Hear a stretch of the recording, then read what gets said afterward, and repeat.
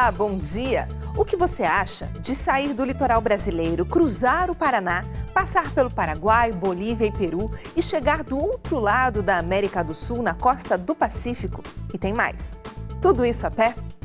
Pois este é o traçado de um caminho que pesquisadores acreditam ter sido aberto pelos incas, usado pelos índios até a chegada dos europeus. É o caminho do Peabiru, uma rota cheia de histórias, de mistérios, de possibilidades que o Meu Paraná traz hoje para você.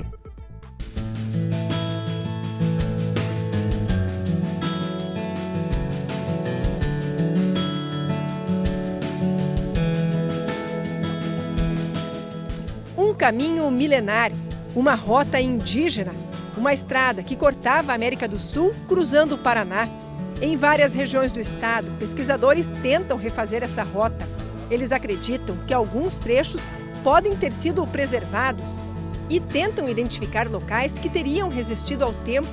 A esperança é poder encontrá-los.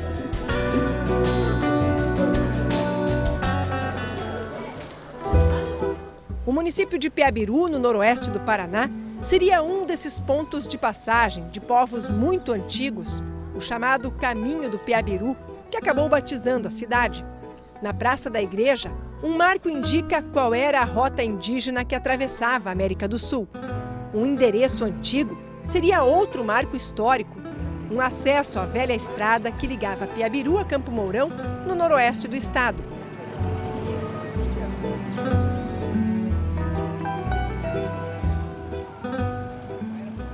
Arleto é um apaixonado pelo tema. Geógrafo e historiador, ele acredita ter nascido às margens do caminho usado pelos índios. Eu nasci nessa mercearia, que era do meu pai, na década de 1950. E brincava aqui, no chão de terra vermelha, colorindo meus pés já vermelhos. E depois que eu descobri que era um possível ramal dos caminhos de Peabiru. Isso justamente é que me induziu a estudar e pesquisar os caminhos de Peabiru. Essa antiga estrada que ligava Peabiru a Campo Mourão a Maringá. E hoje você praticamente se dedica a isso. Sim, eu vivo, eu respiro os caminhos de Peabiru e tento comprovar, e já tenho algumas comprovações, que por aqui passava mesmo um ramal dos caminhos de Peabiru.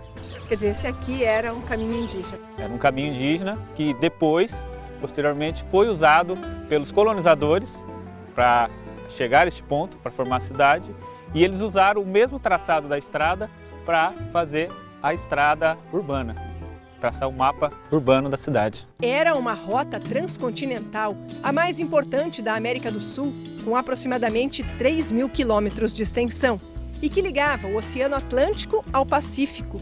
Um mapeamento feito no século passado aponta que no caminho principal, na costa do Atlântico, havia 2 acessos. Um que partia do litoral de São Paulo e outro de Santa Catarina. Os 2 caminhos se encontravam no Paraná e seguiam em direção ao oeste, atravessando o Paraguai, a Bolívia e o Peru.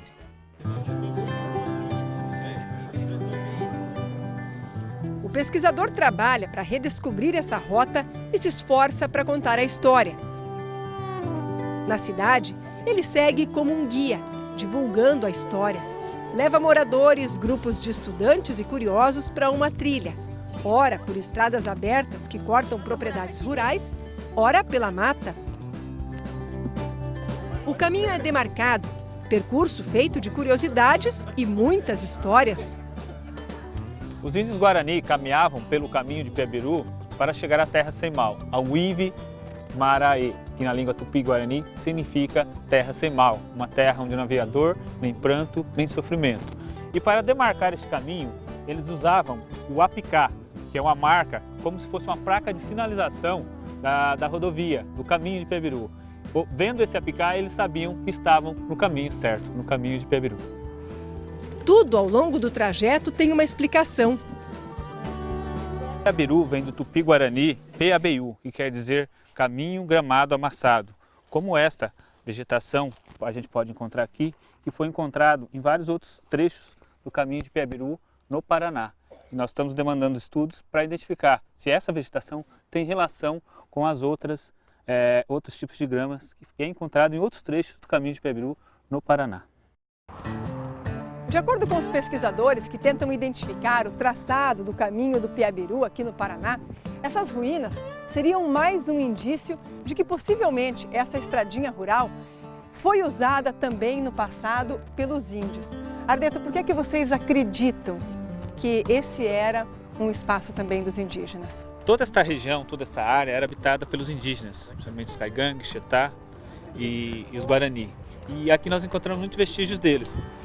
Porém, com o advento da mecanização, da agricultura, da expansão pioneira, toda a colonização do homem branco não indígena, esses indígenas foram sendo expulsos dessa região.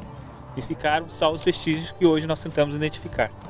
Nós vemos aqui duas presenças da apropriação do homem branco não indígena à cultura e à arte indígena. A primeira, o próprio caminho, a trilha, que o homem branco construiu a estrada sobre a trilha para ligar as cidades de forma moderna, que era uma trilha indígena. A segunda apropriação do homem branco e não indígena é a questão da arte da cerâmica. Nós temos a argila aqui próximo, que o indígena fazia toda a cerâmica para a sua sobrevivência. E o homem branco captou essa tecnologia, essa arte, para ter ganhos econômicos, para fins empresariais. O que um dia foi uma olaria, hoje são ruínas. Um amontoado de tijolos, lembrança da história. A antiga construção é mais um ponto estudado por pesquisadores. Quer dizer, essa ruína ela é hoje mais um elemento aí que compõe essa história. Exatamente, um elemento muito importante para compor toda essa história sobre os caminhos de Piabiru. A presença do homem branco captando toda a tecnologia do indígena. Até quando os povos indígenas ainda habitaram essas terras aqui? A partir da década de 30 e 40 houve um avanço de uma frente de colonização dessa área. Então, os indígenas, aos poucos, foram sendo expulsos de suas terras. Quer dizer, a estrada, que seria aí o caminho do Piabiru, quando ela foi desativada, aí tudo aqui perdeu a importância. Perdeu a importância econômica, principalmente, E ficou, não menos importante, a importância histórica para a cidade, a região, sobre os caminhos de Piabiru. Restou a história. Restou a história. O grupo segue a peregrinação.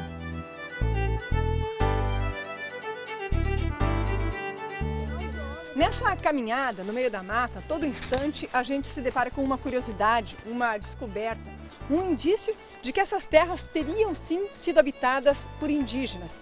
Aqui seria mais um sinal, né, Arlen? Sim, aqui nós encontramos uma oficina lítica, uma provável oficina lítica, um local onde os indígenas fabricavam seus artefatos, seus utensílios, suas flechas, seus pilões. O que é que faz vocês acreditarem nisso? Primeiramente, a proximidade do caminho, do ramal, e depois a localização. Nós temos o encontro de dois rios aqui próximo e uma colina logo ali acima, onde os indígenas habitavam, um lugar alto, e desciam um lugar mais baixo, à margem do rio, para fabricar seus utensílios. Aqui vocês já encontraram alguma coisa? Nós já escavamos alguma parte e encontramos uma pedra solar, que eles controlavam a colheita, o plantio.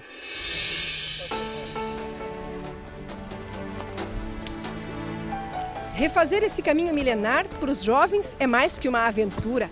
É a descoberta de que o passado, tão distante, está presente na vida de cada um deles, com a sensação de também fazer parte de uma história que não termina.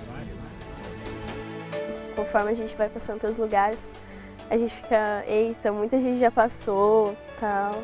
Ficar sabendo que outras pessoas já habitaram ali, já fizeram uma rota, como a gente fez. É super interessante pelo fato de eu não ter conhecido, agora é uma coisa nova que eu vou levar pro resto da minha vida. Eu vou levar uma história comigo e uma aventura, porque a gente tá, passeando, a gente tá vendo as coisas tudo. É legal ver, o que eles deixaram pra gente. É legal ver que a gente soube aproveitar as coisas. Onde eu vivo, acho que todo mundo deve saber as histórias que tem na sua cidade.